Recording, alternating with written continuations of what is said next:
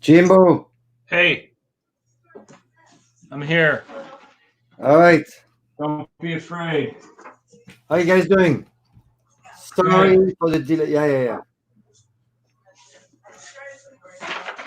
So we are live, man. Hey, Did welcome you, back. you Sorry didn't I'm have, late. you didn't have time to do your hair? I didn't have time to put my toupee on. I'm sorry. I have mine on. Look. No, I was out feeding. I was out feeding the goats, and you know how they are. They want No, attention. I don't know how they are. Oh, I they're don't have total. goats. No, you don't keep goats in your apartment. Yeah, in my head to count at night so I can go to bed. I wish we had goats. I love goats. Yeah, I was up at Cesar. We're getting ready to open up tomorrow for to What? go. Yeah, we're going to be open from 3 to 7, um, Tuesday through Sunday.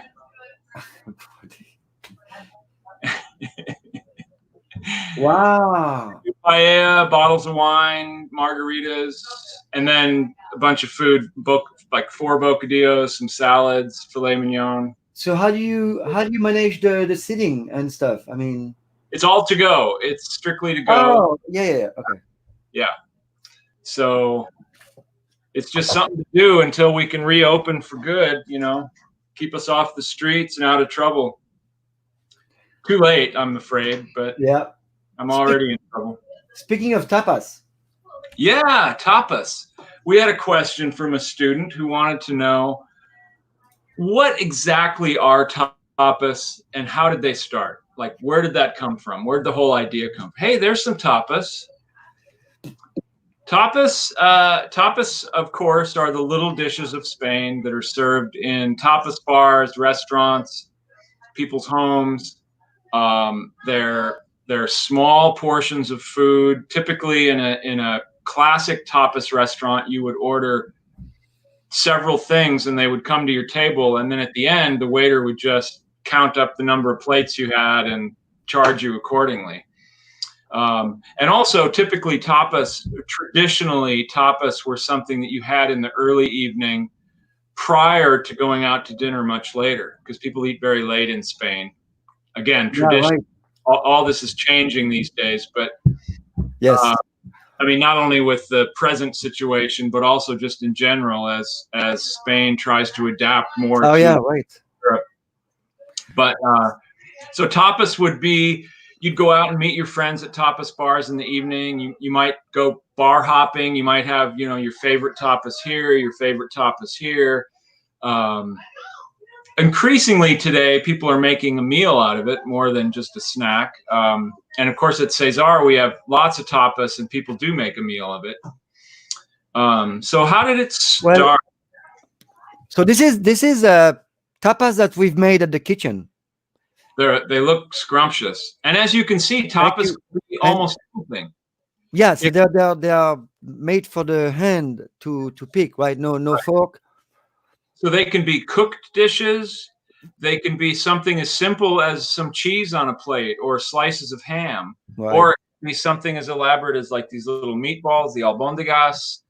It can be seafood, meat, vegetables, all kinds And of it's stuff. and it's a way to eat a lot of little flavors, right? Right. When we go to a restaurant, I'm sorry, I know you were going to talk about the when it started, but in a restaurant, when when we started to do tapas at Cesar in '98, we started, and people loved the idea of having so many flavors. It was really cool because when you go out, you want to have fun, you want to experiment. So Right. the idea of the tapas is you can have 7 different meals, not Right. meals, but instead of one entree and one appetizer, which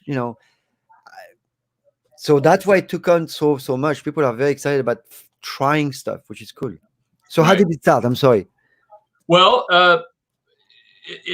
tapas originated in the southwestern corner of Spain, in the sherry country, or the Jerez country, where they make the great sherries. And it started in the little bars in the countryside, and when people would order their sherry, and a classic, I wish I had one, a classic sherry glass is a little, like, it's called a copita, and it's a little almost flute shaped glass. Yep, almost like a cognac, actually. Right.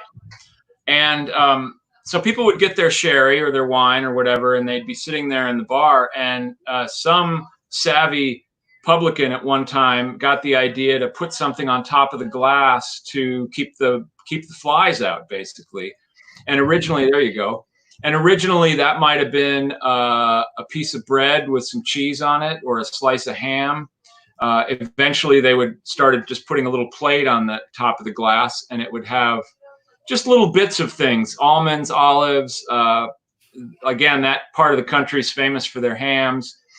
Maybe a piece of cheese, and it was just something to eat along with your sherry, but it was also to keep things from getting into your glass. The word itself, tapas, it basically means lid. It comes from a Spanish tapar. Tapar. Yeah, the Spanish verb for to cover. So a tapa is a lid that goes on top of your glass. Well, eventually this concept evolved, and it became popular, and it became expected. People, said, where's my little bit of food? So then they started charging for it, and it just went on from there. And then as the popularity grew, they began to cook little things. And then, of course, the concept spread throughout Spain. So even though it started way down in sherry country, now there are tapas bars in Madrid and Barcelona and San Sebastian. I mean, from one end of the country to the other, you can get tapas. I know, right? It's so crazy. And it's a wonderful, wonderful thing. And different tapas bars, like if you go to Madrid or Barcelona, there are tapas bars that have their specialty. There's a great looking tapas bar there. Yeah, right. And you see those things here? Each one has their specialty. Some of them specialize in seafood. There's a tapas bar in Barcelona that really doesn't do any cooking. Everything comes out of a tin or is just ham or cheese, because the tinned seafood in Spain is so wonderful and delicious. I know, right? All packed fresh by hand. So there's nothing. I mean, people do not look down their nose at canned seafood and even canned vegetables. I know I can't remember the name of the place. It starts with an X, but it's some long Catalonian name. But they serve nothing. They don't cook anything. It was this restaurant opened by my buddy. I forgot his name a long time ago. From B44, he opened a place on College. Daniel Oliveira. Daniel. That guy was cool, man. Yeah. So he made a lot of things from cans, and he would serve things in the cans. Yeah. So it was really cool. Yeah. Because it's such high quality that you're not slumming to eat tinned food. Yeah, no, I know. So there's nothing eating in tapas bars in Spain. There's a couple of neighborhoods. There's an area in Madrid that's just one tapas bar after another, and people will go to all of them because they have their favorites at each thing. In Barcelona, there's lots of tapas bars. So it's like basically people just go from one place to another, and instead of just drinking, they drink and eat. Right. Like this place is known for their pulpo. And I love the way they cook octopus, so we get that there. And then we go to the next place, and they have a little steak that's wonderful, or whatever, And it could be little sandwiches, little open-faced montaditos, they call them. They eat a lot of bread, though. Yes. So that's one thing, though. There's a lot of bread in there. Yeah. But you don't have to. I mean, No, it's fine. I mean, you just have to. The only difference is you have to understand that they walk a lot. People walk a lot in Europe, way more. So the food, and I know I'm not talking about bread or ham or whatever, but in general, the food that you eat has to be spent. So it's not calorie in for calorie out. That's not the way it works. But what works really well is if you are not working more than your food, you're gonna get big. And that's going to be a problem. You have to use your food. You have to use all this ATP you just created. So that's why when you move from bar to bar, move, and you keep walking and walking, you actually use that food. Right. Even though you don't digest it right away, it's a cycle. You get that. You use the food you ate 6 hours ago or 12 hours ago, but you keep regenerating. You keep using it. people write a lot of books about weight loss and how to lose weight, how to diet, and how to control your weight. And it's really not that complicated. You just need to be active and move a lot. And don't eat crappy food. Don't eat fake food. We already said that. That's his like. Yeah. That's our message. Yeah. And look at us. Look at how beautiful we are. Cesar opened 22 years ago tomorrow. 22 years. It was in 98. Anniversary. Cinco de Mayo. We opened on Cinco de Mayo. So, speaking of tapas, do you remember this guy? What guy? Oh yeah. Look at that. Look at the price. How much is it? $172. What? And we don't even get a cut of that. Dang. This is the Olivier and I wrote together. It's how I first got involved with Cesar. Somebody asked me at a book signing once, they said, what part of because both our names are on there as author, and somebody said, what part did you do? And I said, only the words. Only the words. Olivier was kind of the producer of the book and did all the photography, and it's full of his little drawings, and it was fun, huh? People used to come up to me and say, oh, I saw your book. It's so beautiful. And I'd say, well, yeah, okay, that was the part I had nothing to do. We all worked on everything. I know, I put in my 2 cents, but you and Jim Wilson, our graphic designer, did such a fabulous job. In fact, Food and Wine magazine picked it that year as one of the 10 best cookbooks of the year. Yeah, I know, that was great. That had to do with the design of the book, and it's also got great recipes. It's 50 tapas and 50 cocktails. And there's a whole essay about Spanish wine that, of course, is completely out now, but the whole thing about sherry that's still relevant. The wine section's pretty much out of date, but Well, I mean, there's still information in there that's valid, but yeah. I'm trying to see the number of margarita we used to sell a day. Do you remember that? We did an index. That's what I'm looking at. Our index. Used to do an index every issue about just all kinds of crazy statistics, and I thought it would be fun to do an index of like how many espresso spoons we went through and how many fries. And what we had all the mojito we made. By the time we published that book, we made 23,000 mojitos. Right. By the time we made the book, which is what, 2012, 2011. By the time 2000. No. 2003. Oh wow, shit. Yeah. So So it was done by 2002. It took a year. Pretty much. We sold mojitos 23,000. Yeah. The fried potatoes 50,000 order by the time we made the book. And we've been open 17 years since that. Well, almost 20 years since then.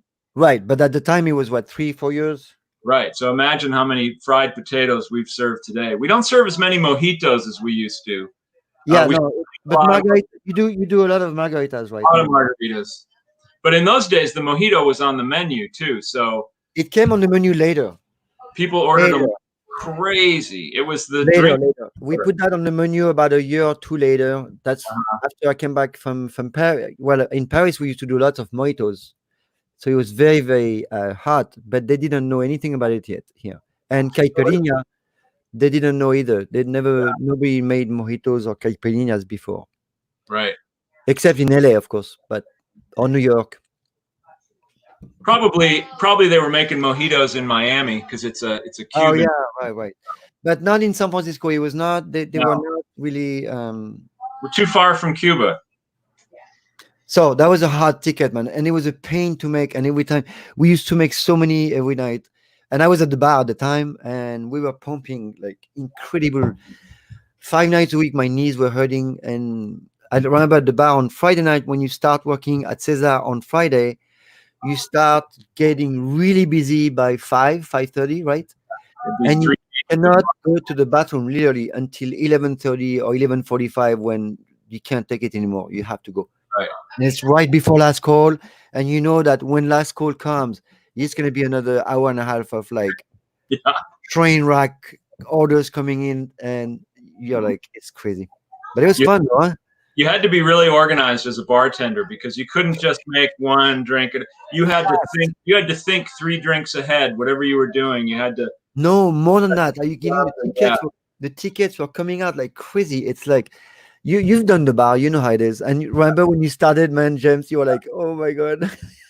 When we make mojitos in a Collins glass, of course, and I remember just having 3 Collins glasses in my hand, muddling them each one and just doing them, and oh my god! And you'd have another drink started before you were done with these. It was fun. And we had to crush the ice by hand.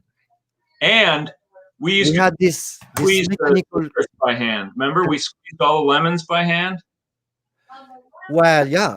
Lime juice, we'd do containers of lime juice, but the lemons we still squeezed by hand. No, the limes were pre-cut, and then we had to squeeze them one by one. I mean, like with the muddler. And for the caipirinha, we had to crush the ice by hand. Yeah. And we sold tons. So we had this machine. But you know what? The night would be over, and you just didn't even know where the time went. It just that you didn't know. The time you didn't know, but your knees, you could feel them. Yeah. And the exertion. It was super tiring. And people didn't know tapas in those. Nowadays, I think tapas are pretty common. I mean, there's other places, and people travel, and now you see Asian tapas, Mexican tapas. But at the time, it was very new, and people just loved it. And we had a great location. We have a great location, and it was very fun. Those were very fun days. I mean, it's still really fun to be there. We're busy again now. Well, not right now, but up until we closed, we were very busy. And I know. A lot of fun. Well, I hang out there a lot because my cooking school is right above. It's right like literally next door. Right, which has been great because your students come in before and after. I know.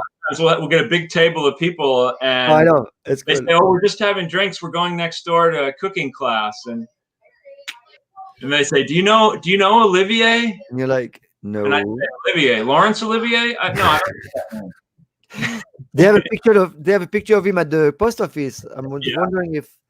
And then a lot of people, especially the couples, the young people, a lot of them come in for a little after dinner drink after class, and they're so excited. And yeah. So by the way, we're making food. We decided to make food, so we do a weekly meal. Weekly meal is on the website, and it's really good food. Obviously, you know how we cook. Yep. Super healthy, and we're starting to put condiment and fun stuff. You cook over fire, right? Over, not under. I tried under. Fire.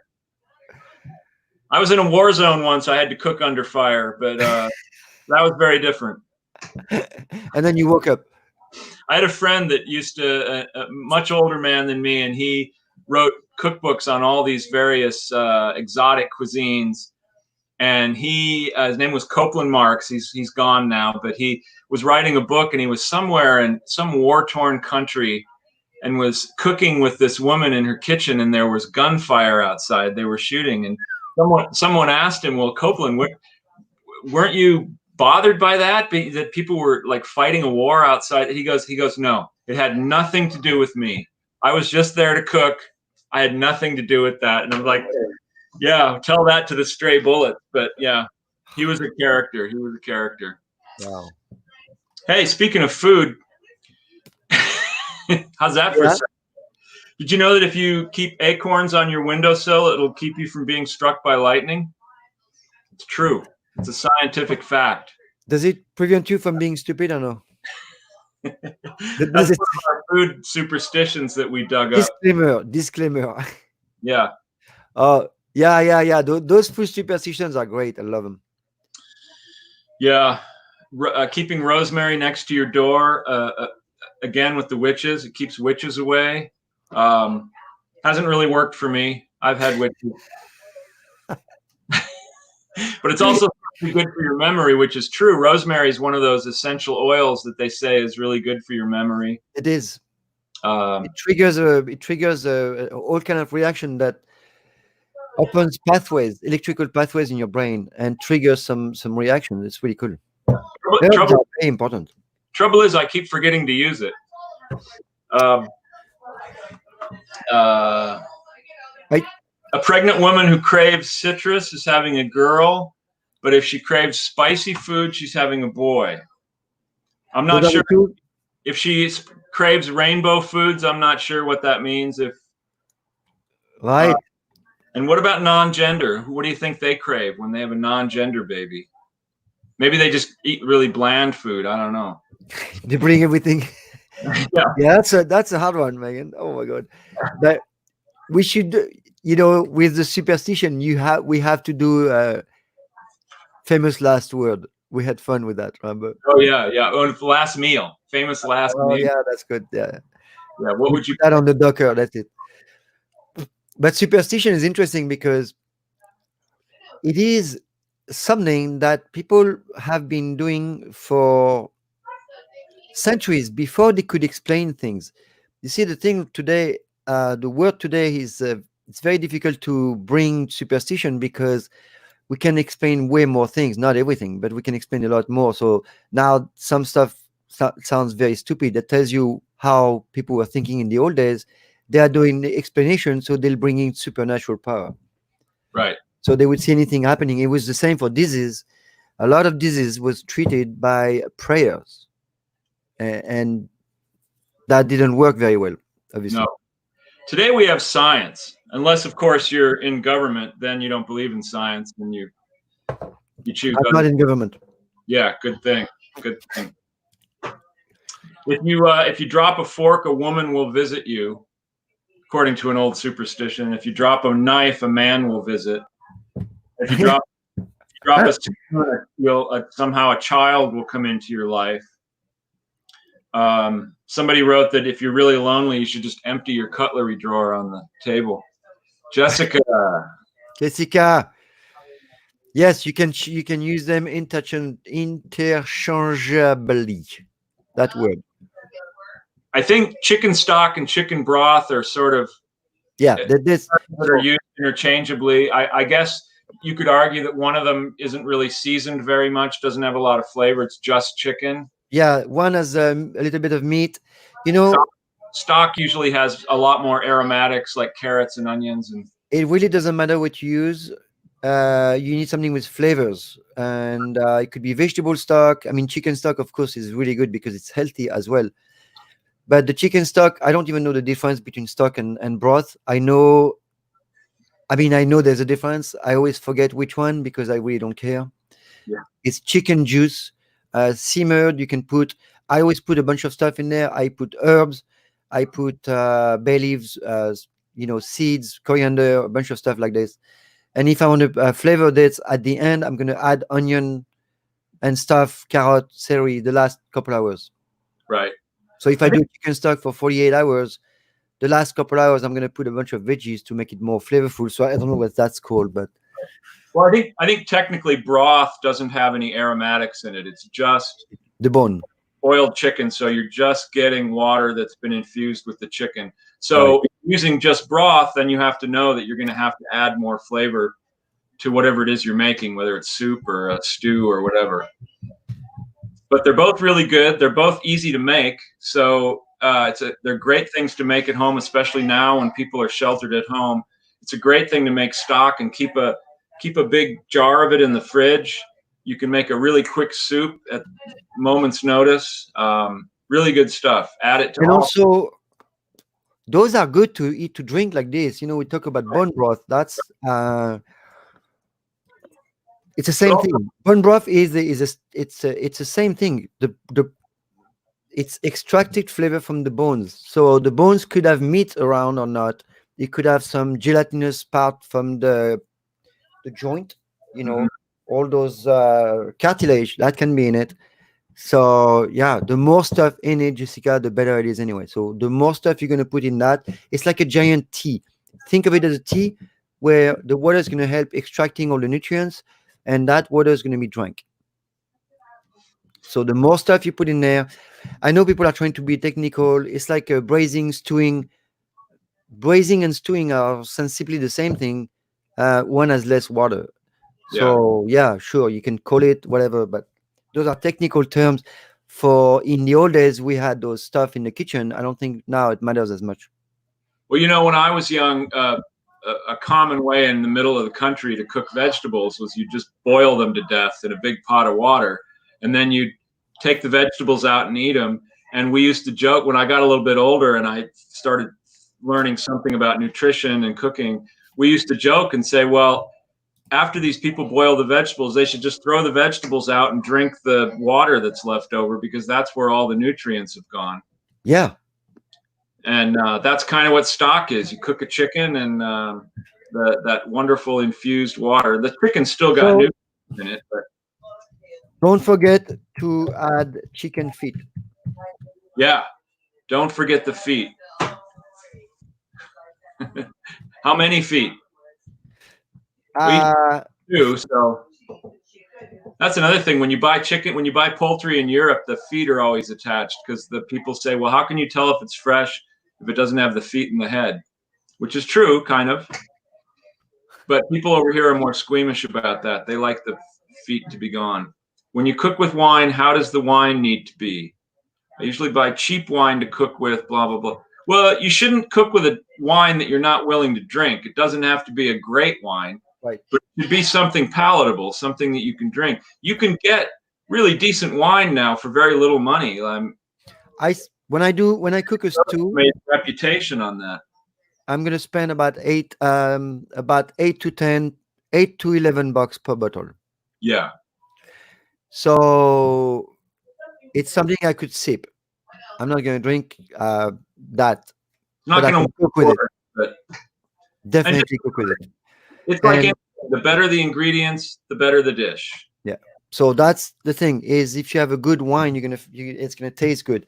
But also the quality. You have to understand that cheap wine a lot of time are made cheaply, and just like any food, it's something you don't want to put in your body. So in the end, it's gonna be a general rule that the better your wines, and for that, I would, in my experience, the wines from Spain, Italy, and France are cheaper for the same quality. Yeah, they're less expensive for the same quality of wine. So I would go and cook with something pretty dry, but something that you could, like a rosé is perfect. I like rosé because it's kind of like in between. So I like cooking with rosé. Rosé de Provence, $9-10. Yeah. 8 to 12, whatever. 9. Just remember, you're probably not going to use that whole bottle of wine in the dish, so you want to be able to drink the rest of it. That's true. Well, we're out of time, but we're not out of time, so we will be back. We'll be back tomorrow at 3 o'clock. Thank you for joining us today. Thank you, Chef Olive. Jessica, Romain, Frode. Thank you, everybody, for watching. Frode, are you still here, Frode? If you're here, we should have him on as a guest, because Frode is really cool. He was one of my chefs at Texas Coyote, my restaurant in Paris. But he has been chef for many years on those petrol platform in the middle of the sea. Oh, no kidding. So wow. I would love to hear from him. Frode, I'd love to have you on the guest, and maybe you can talk about that job you had. That was crazy stuff, man. Feeding all these people. I forgot how many. Let's have him as a guest. Huh? Let's have him as a guest. Yes. Okay. Frode, we'll check you out. Okay. Our people will call your people. Okay. Thanks, everybody. Thanks for watching. Bye, guys.